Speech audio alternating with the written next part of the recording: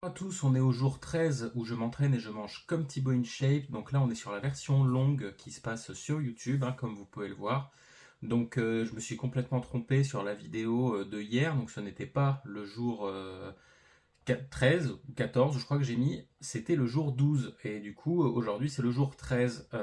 Bon, il n'y a pas eu de version longue hier et avant-hier parce qu'étant donné que je suis blessé au dos, les 2 premiers jours de blessure, j'ai préféré ralentir un petit peu et me concentrer plus sur du cardio que de faire un maximum de musculation, ce qui aurait été contre-productif par la suite. Là, la musculation commence à revenir, mais petit à petit.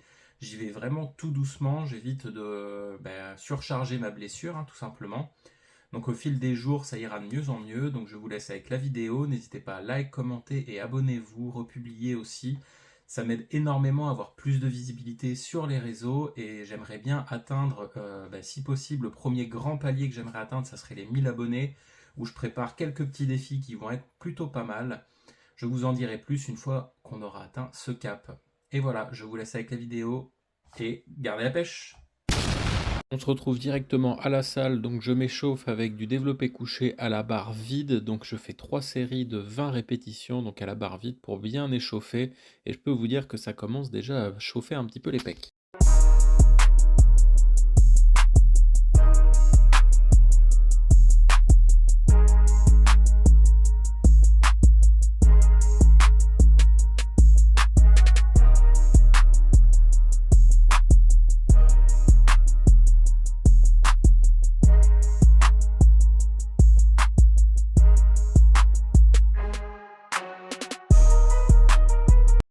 Et j'enchaîne directement donc avec mon développé couché à la barre guidée, donc j'ai 5 séries de 20 et je dois augmenter le poids à chaque série, donc du coup je commence à 22,5 et je crois que je finis à 32,5. Donc ça, au début on se dit oh, c'est assez facile et je peux vous dire qu'à la dernière série ça commence vraiment à chauffer, les pecs sont gorgés de sang à la fin de cet exercice.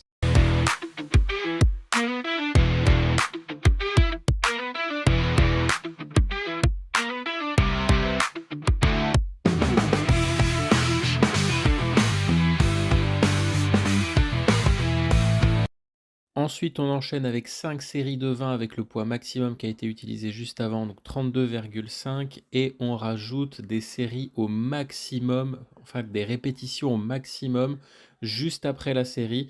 Donc de base, c'est des pompes, mais comme j'ai ma blessure au dos, du coup, j'ai compensé avec le maximum de séries après les 20 répétitions.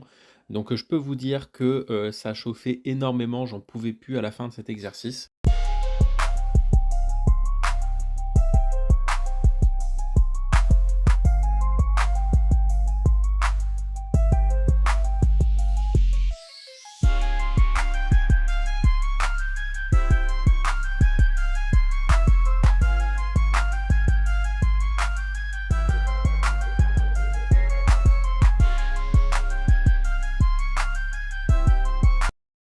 Et j'enchaîne directement avec du développé incliné aux haltères en unilatéral. Et là, je peux vous dire que là, c'est au mental parce que vraiment, j'ai les pecs en feu et vraiment, mes bras n'en peuvent plus. Mais je continue vraiment, je lâche rien jusqu'au bout de la séance.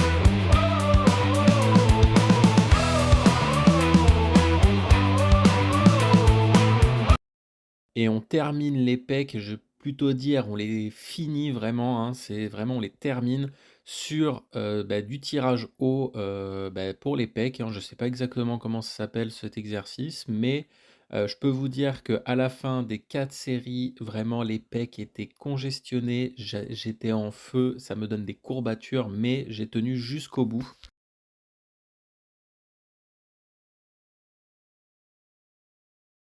Et je finis donc cette séance par des abdos au sol, donc 45 secondes d'exercice pour 15 secondes de repos, cette fois juste avec les jambes, parce que du coup, comme j'ai ma blessure au dos, je veux éviter d'en rajouter avec le relevé de buste. Mais du coup, rien qu'avec les jambes, je sentais très très bien mes abdos et c'était déjà très très dur.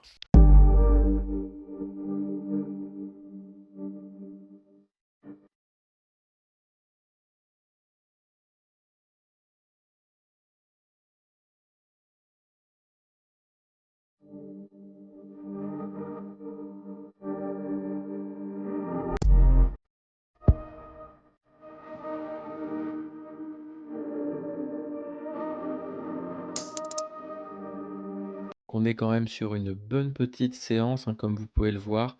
Et ensuite, directement le petit déjeuner, donc les 50 grammes de flocons d'avoine à l'eau. Maintenant, je découpe une banane à l'intérieur, ça passe beaucoup mieux comme ça.